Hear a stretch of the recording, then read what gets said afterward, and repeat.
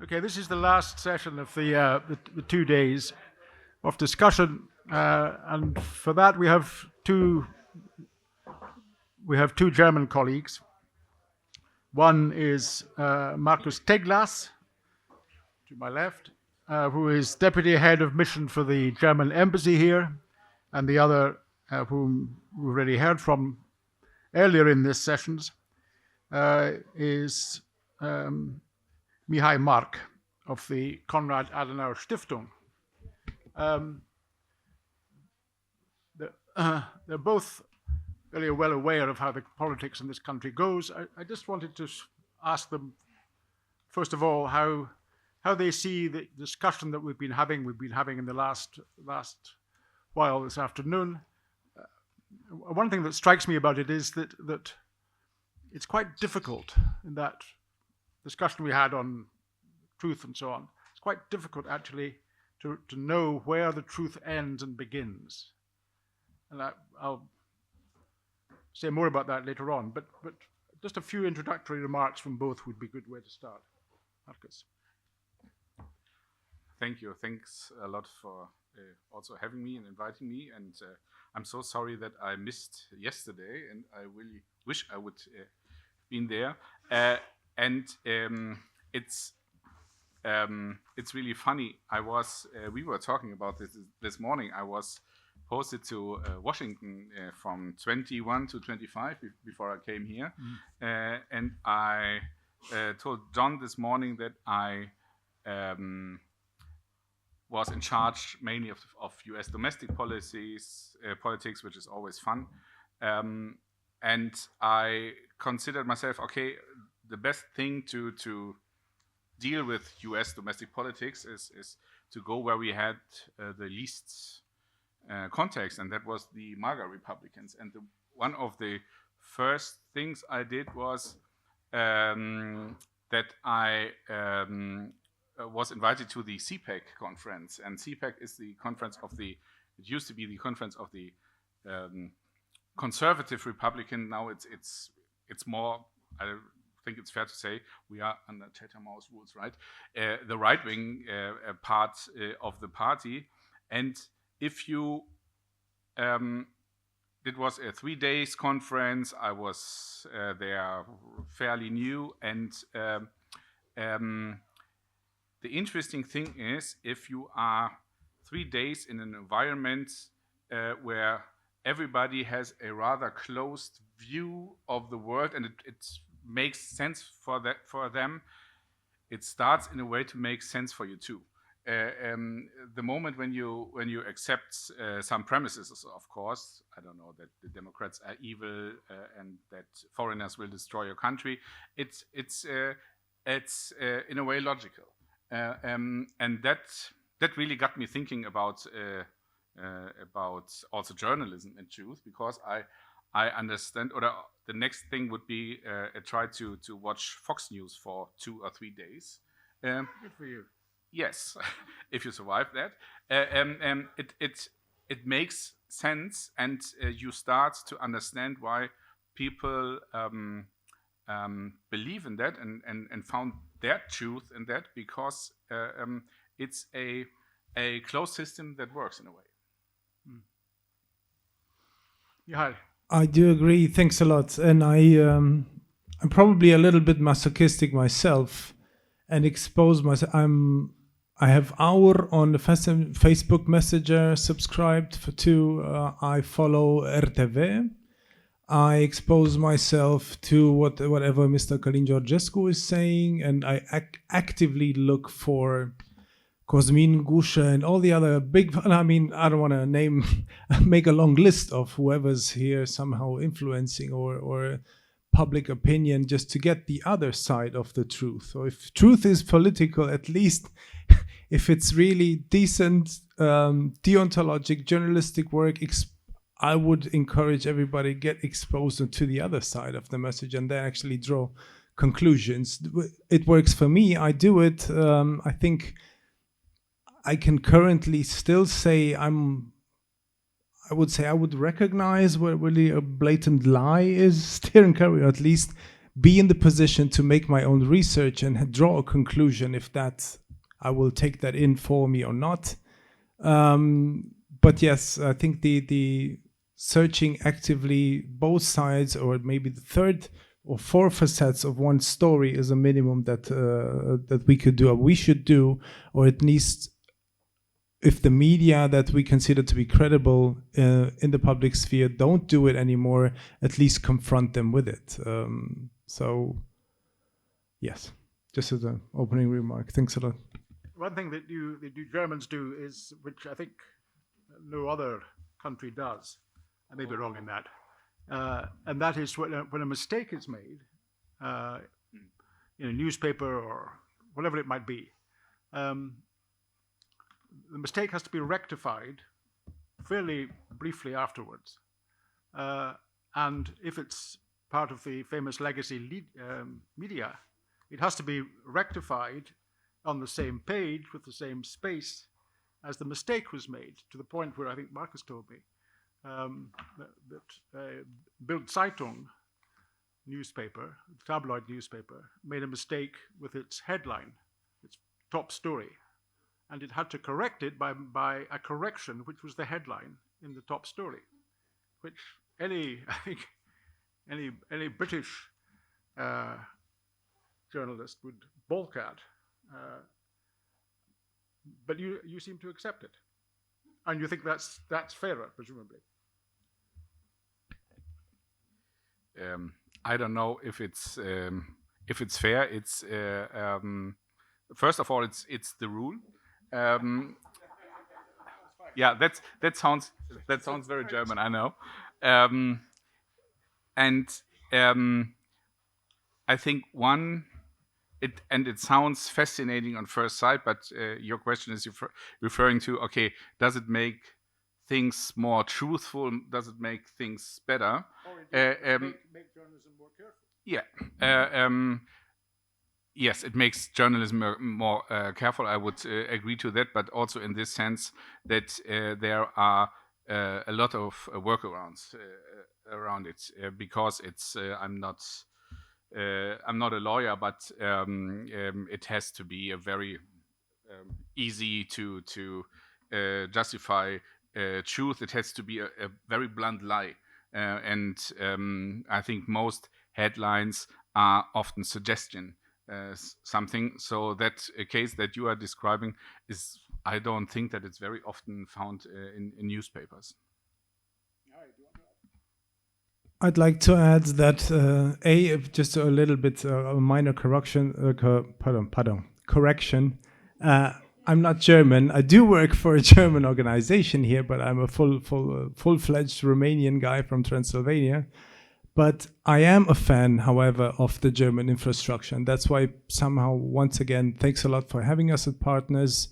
I plea for it because the German model of Presserat, Pressekodex, Journalistenverband, Bundespressekonferenz, which is an amazing construct, basically press asking for ministers coming and for, okay, you finished your once in a week, how do you call it, briefing of the government, step forward, send us 2 or 3 ministers. Well, actually, we'll stay there and answer the questions. And if it takes 4.5 hours, then it takes 4.5 hours, period.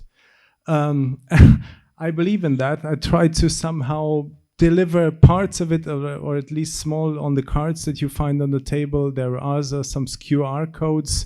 I'm not trying to make a marketing here for the German construct, but it really helped the media. We found out, of course, because Germany lost the war, and the whole Brits and the whole BBC model, they had to adapt to it. But it actually helped, and I think it's if we can somehow help also associations or whatever resources we could have as a CAS to support the sort of press freedom, and you journalists do proper work, we're here as partners. Thank you. One of the things that in the previous session that Donald and others talked about was essentially the climate within which you can tell the truth. By that I mean that as we agree we should assemble and check and publish the facts.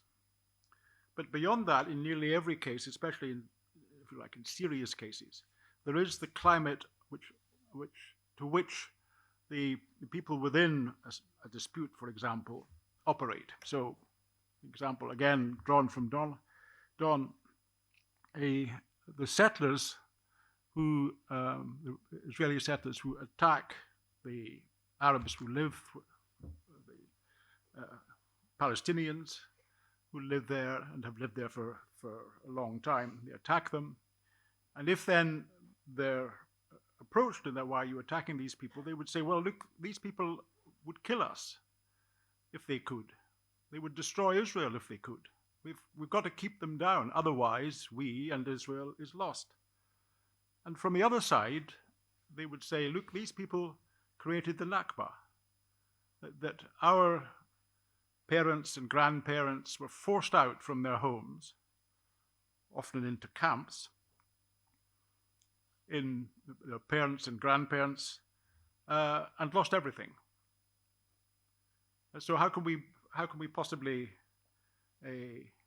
regard the settlers as anything but enemies? So the two sides are working under two quite different climates, drawn from the truth, if you will, that happened to both, as they describe it, though not probably in such dramatic terms. And that seems to me to be an important part of journalism, that we find out what the climate is, what the self-justification is, why are they doing this and saying this. And it does mean usually that in these circumstances, the climate is extremely powerful. That's what dominates, that's what gives them the sense that they're on the right side. Not exactly not by saying, well, the hell with the facts, but because they're referring to facts, very often quite far distant in the past, which have made their parents and grandparents, which have discriminated against them. And that has to be taken into account, which means that they act as they do. It's the climate rather than a particular set of facts. I don't know how you feel about these things, how far one would go in that, but it strikes me that journalism has to get and has to make sure that it gets and describes the climates within which groups of people act and justify their actions. Please.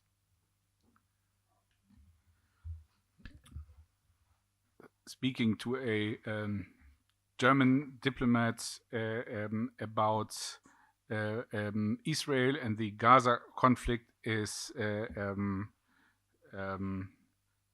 very urgent, needed thing to do in one way, but it also makes the answer longer. Because I remember when October 7th happened, there were a lot of a real big amount of solidarity in the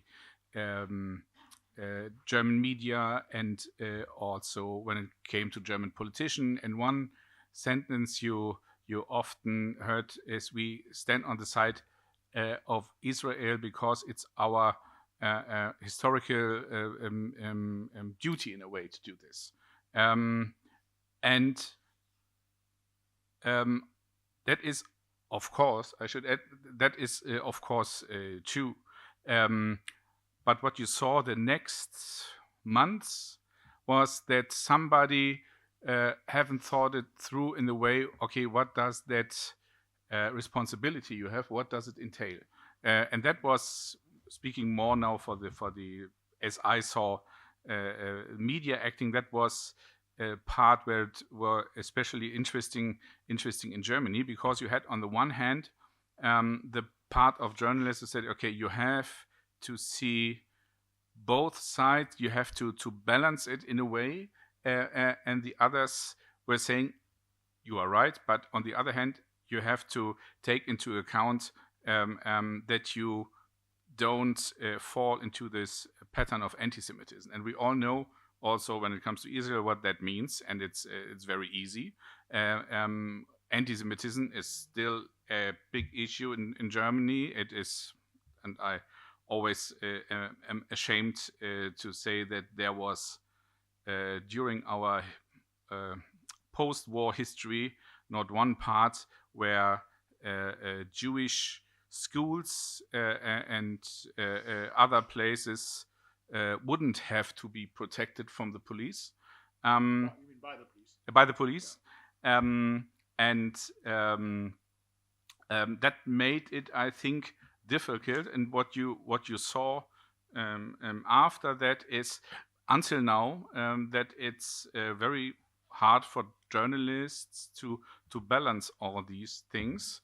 But I don't see any way around as to do exactly what you described, to be in a sensitive manner, to be really careful. But you're right. But you are still obliged to first to tell the facts, of course, and second to let people form an opinion. Just briefly, I think it's an immense responsibility, and I think it's exactly what Alison mentioned earlier: context. Again, I don't try to be a teacher here. I'm not actually a journalist, but I think exactly for this sort of sensitive issues, if you deliver the proper context, you did your research, you're professional about it, then it's up to the reader or the recipient of the info to what extent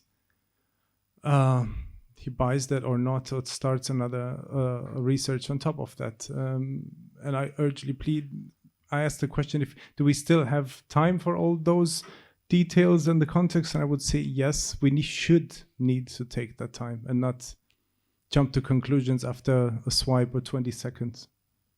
Thank you. Open it out. Who's going to please? Belita.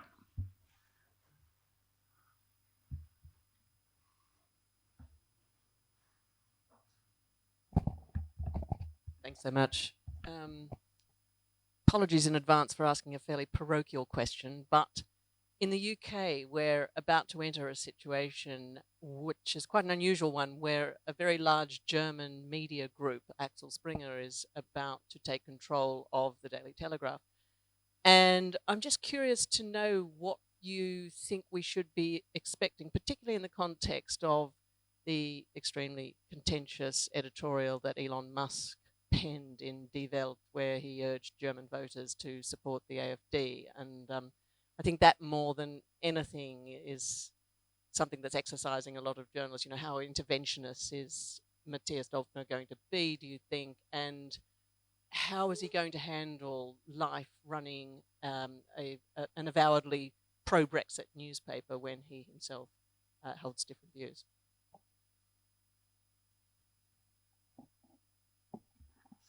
As you can see, nobody wants to answer that question, and that's why I love to answer it. No, it's it's first thing, I don't know. That's the basic parts. Second thing, when it comes to the Springer press, there is, as you might be aware, also in history in Germany, and think of the 68 movements. It was in the center, it still is. Look at the Bild-Zeitung, look at Die Welt. They are often in the center of discussion.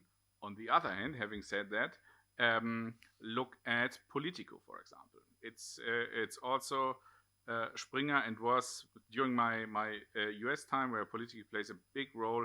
It was often funny to see them portrayed as a rather leftist bunch of guys doing politics in DC. I was the only one, I think, that always laughed, because I never saw them in this direction. But that shows you how they can manage, and maybe that's my best answer. Of course, it's a political thing, but maybe it's more in the center of attention, should be more in the center of attention, what a power of concentration media outlets like Springer have. And now I talked so long that even Stefan now wants to jump in.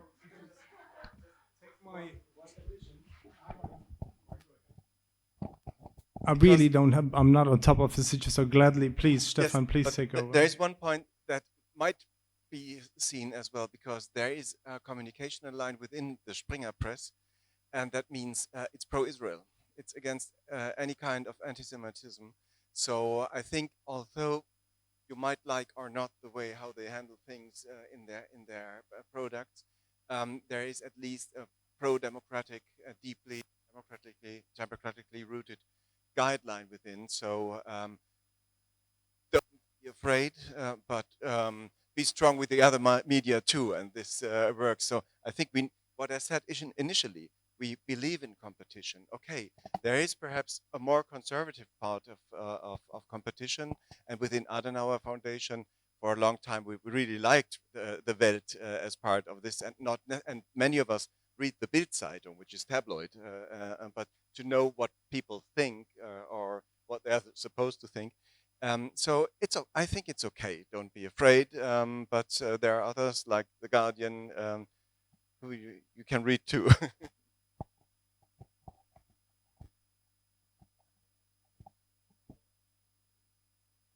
I give my my 1 or 2 minutes. I really don't know. I'm not that well prepared on that. So thanks a lot, Stefan, for taking over.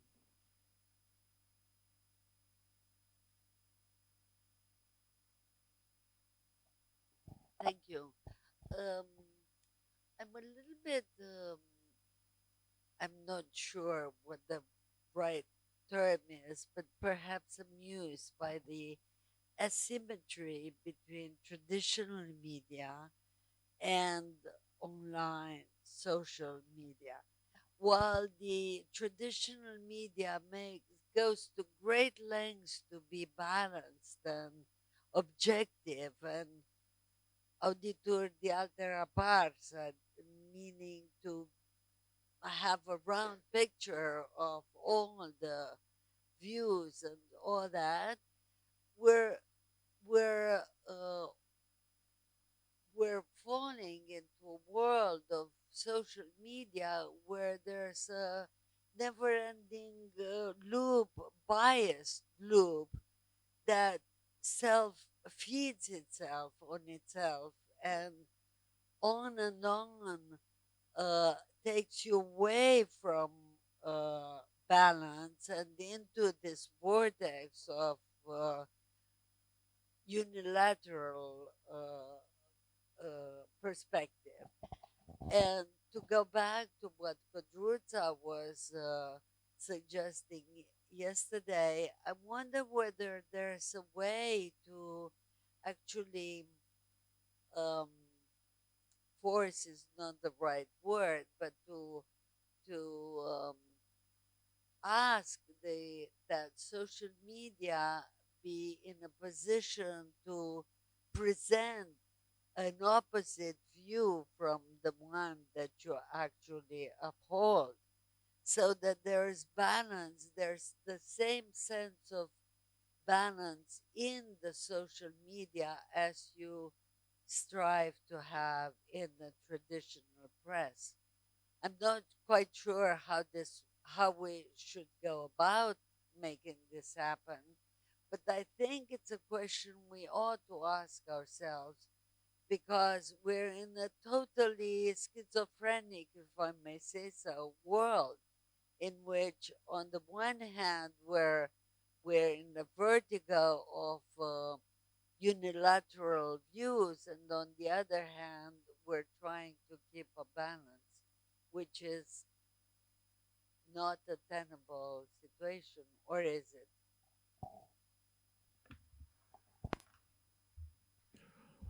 I think it's a mixture of probably take also a break. I would quote also Kodruca, let's back off from them and read some poetry to one extent. To the other one, yes, regulate them and bring some sort of deontology to the system. Make the Digital Services Act and the European Media Freedom Act work. Have some sanctions on that, probably, that we would through all of these steps, and parallel to that may have some media literacy in schools and so on, will probably reach a sort of balance that might actually work. I hope.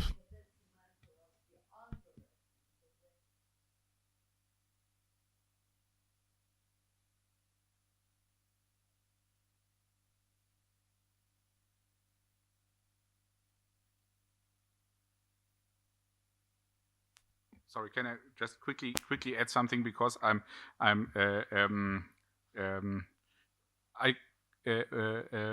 would ask exactly the same question as you did, because I'm asking myself. Let me start by I have a 15-year-old daughter. We were in Germany a few months ago, and she's interested in politics. I should add that.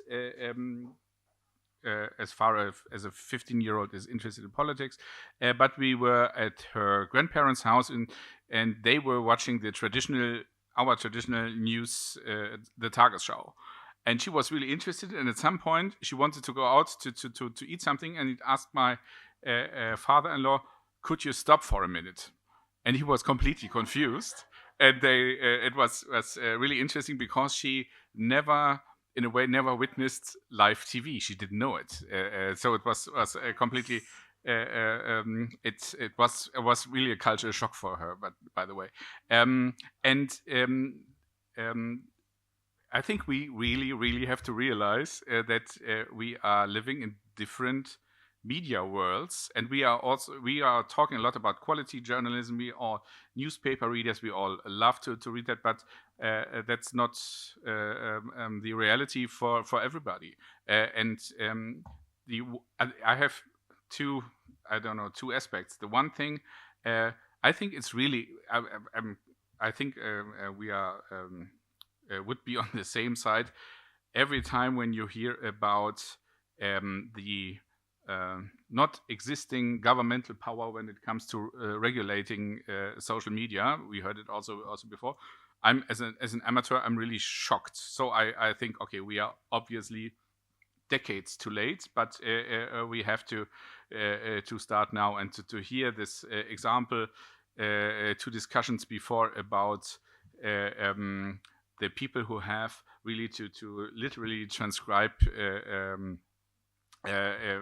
social media post to discuss about it. Okay, so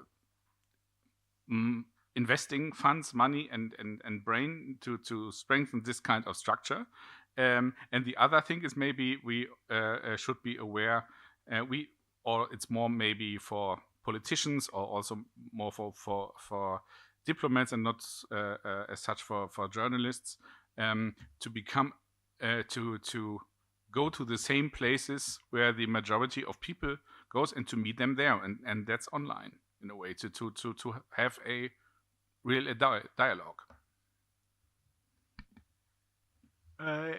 Anyone want to come back in again? Yes. Yeah, you're right. You're okay. I'm gonna address the elephant in the room, even though we don't know we have one. Maybe it's time we decide social networks are mass media, because they are. They are being perceived as mass media. I was saying that maybe it's time we admit social networks are being perceived by the public as mass media, and regulate them as mass media. But that means something. I mean, it's not a problem. Once we admit this, then we can start treating them. Yeah, it's a problem for them to solve.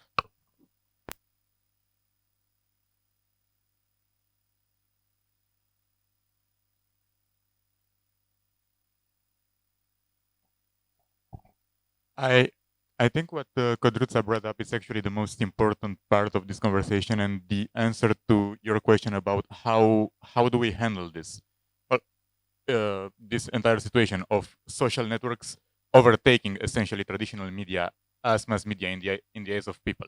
I mean, the reality of the situation is that more impartiality is not going to change anything. I mean, some of the best news institutions in the world, they have like what, how many decades of being impartial and reliable news sources behind them, and all it takes for someone to say that they are, I don't know, the woke mind virus destroying us all is just not to like them. And if that kind of person says, I don't trust you anyway, I don't care how impartial or reliable you are, what's to do then? I think it's much more important to focus on regulating the new mass media, so to speak, the social networks, in the sense that people like Joe Rogan should be as regulated as someone like Dan Perry professionally, in my opinion. Actually, more because the Associated Press didn't campaign for a presidential candidate in the U.S. like Joe Rogan did. So maybe that's the answer. I think if we are going to focus on regulation,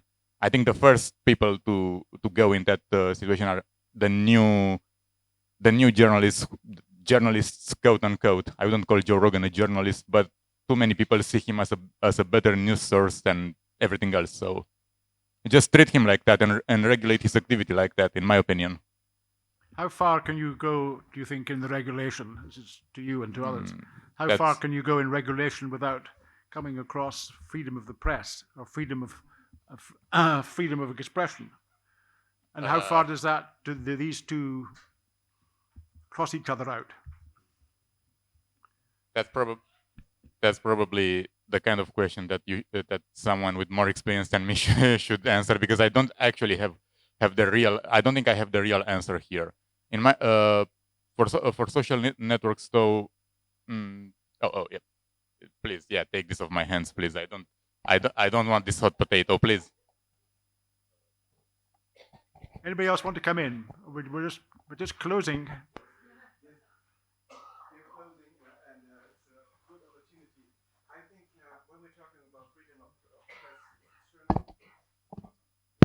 Okay, when we're talking about the freedom of the press, freedom of expressing ourselves, yes, but any kind of freedom needs boundaries, because if there are no boundaries, freedom destroys itself. So we need some kind of regulation.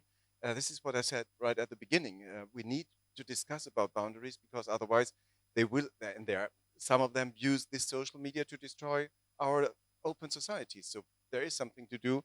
And this argument, it's some kind of censorship, or it's something of limiting freedom of speech. Yes, but you cannot say everything. I wouldn't be allowed to say everything that could be said. Just in a way, I shouldn't do so. So there are boundaries, and this is exactly what we have to discuss about, and what we have been doing. But I think we have to continue to do this.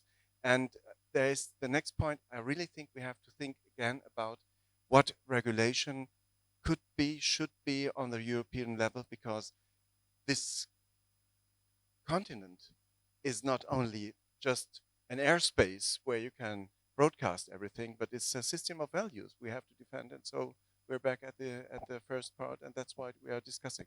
Thank you.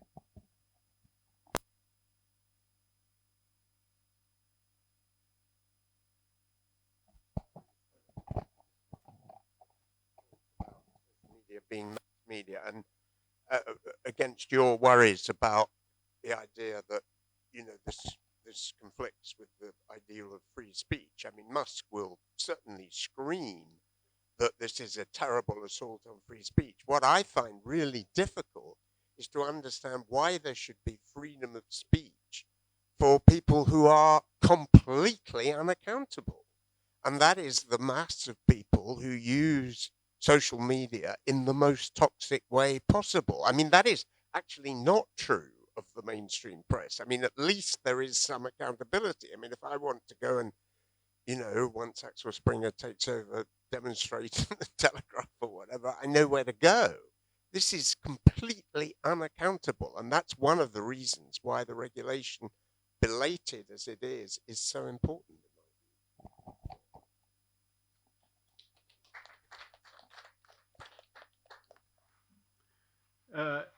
If there are no more interventions,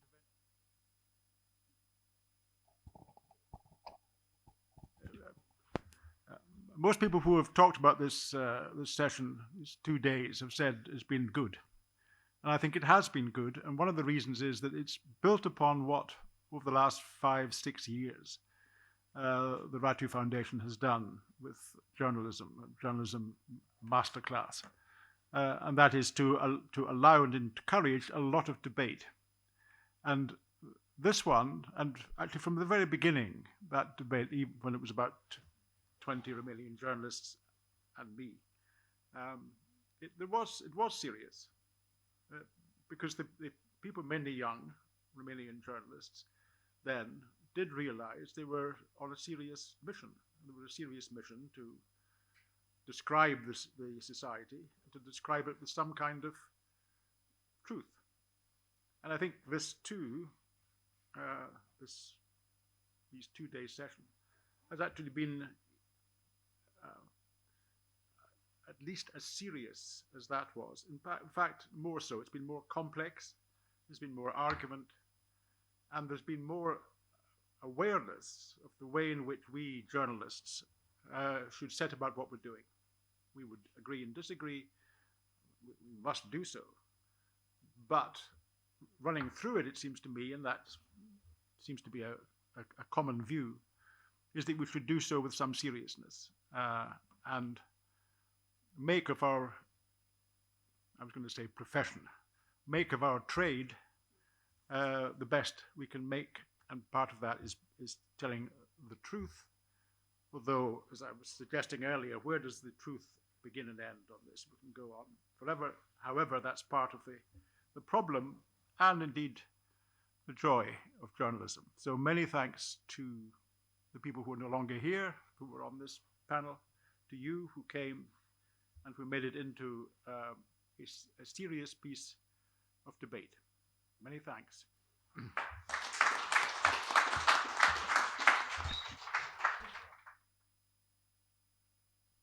Nikolai, I'm sorry. John doesn't get the last word. But thank you for John again for running the show and moderating so well. And John's great attribute in this is he gets everybody involved, and that's what's so good about it. And I love these sessions. We've had them 5-6 years now, and all the people here are either in the business of journalism, love journalism, or are fascinated by journalism. So we're all on the same wavelength. I was reminded when you were talking about freedom of expression, about it being a big one of the big challenges that we've been talking about. And I don't know if you've noticed, but in the Papillon Café on the walls there are cartoons from two cartoon exhibitions called The Great Challenge. The 1998 cartoon exhibition, political cartoon exhibition, was to commemorate 50 years of the Declaration of Human Rights, which included the clause on freedom of expression. And so the challenge that we sent out, my brother and I, to cartoonists around the world was, what today are the greatest challenges to freedom of expression?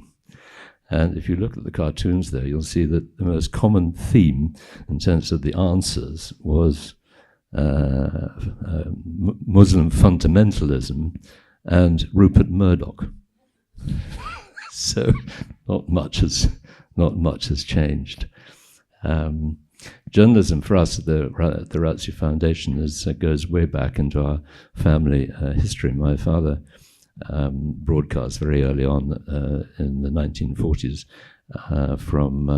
with BBC Romanian service, and contributed loads of articles in newspapers about Romania, and in fact started a newsletter in '57, which I, as a child, had to go and use the duplicator on Saturday mornings. It came out every 2 weeks, which then became later on a tabloid in the 80s, and then was followed by Cotidianul here in the 90s. When my father came back to Romania, he came back with 3 objectives. One was to get elected as an MP here. The second was to teach Romanians about democracy. And the third was to start an independent newspaper, which was Cotidianul. So since we got no longer involved with the newspaper in 2008, that's when we really got stuck into starting our programs of an annual investigative journalism prize, and then later the menteeship program that Alison has talked about. Alison and many of the journalists here and who have won the prizes are actually the mentors of the mentorship program. So it's something very, very, very close to us, and so it's another reason why I'm so sorry that I missed yesterday's session, thanks to Lufthansa. No sort of nothing anti-German about that. But speaking of, I want to say a huge thank you to the Konrad Adenauer Stiftung for being in supporting us on this program, Mihai and Stefan, and a wonderful contribution. I also want to thank the British Embassy for supporting us again, and you had the pleasure of hearing Rebecca Shah yesterday opening up, and also you probably heard, I didn't hear it, but I was instrumental in getting it, I suppose, was the message from Nico Jordan in approving and encouraging what we're doing here, which was a wonderful vote of confidence for what we're all trying to achieve. And last but not least, I should thank Pamela Ratsiu for that.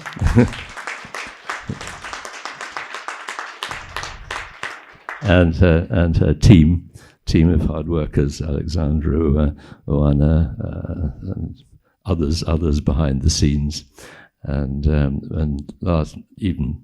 lastly but not least, you, the participants, speakers, and everybody who's come for these last 2 days, and it's always a huge pleasure for us, and we feel like we're doing something right.